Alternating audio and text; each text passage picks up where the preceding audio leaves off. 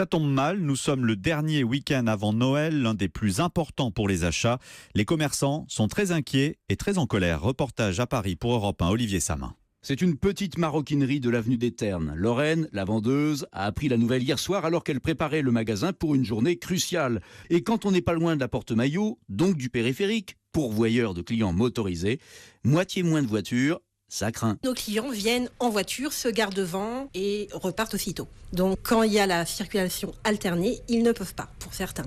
Donc on a très peur pour demain, dimanche et toute la semaine prochaine si ça continue. Presque en face, Joël tient sa boutique de chemises pour hommes. Manquait plus que ça, dit-il, désabusé. Ça va nous casser les ventes, puisque beaucoup de gens ne vont pas rentrer dans Paris, donc encore, ça va être en banlieue, avec les centres commerciaux. Et donc, si on veut faire mourir Paris, il n'y a pas mieux. Je remercie Madame Hidalgo. Un peu plus loin, voici Karine et son magasin de linge de maison. Elle aussi est remontée comme une pendule. Et quand on lui dit qu'il y aura quand même les propriétaires de voitures à numéro impair, elle répond avec un sourire un peu crispé. Pour le linge de maison, il n'y a pas que les clients avec des plaques impairs qui peuvent acheter des couettes, des oreillers et des éponges, voilà.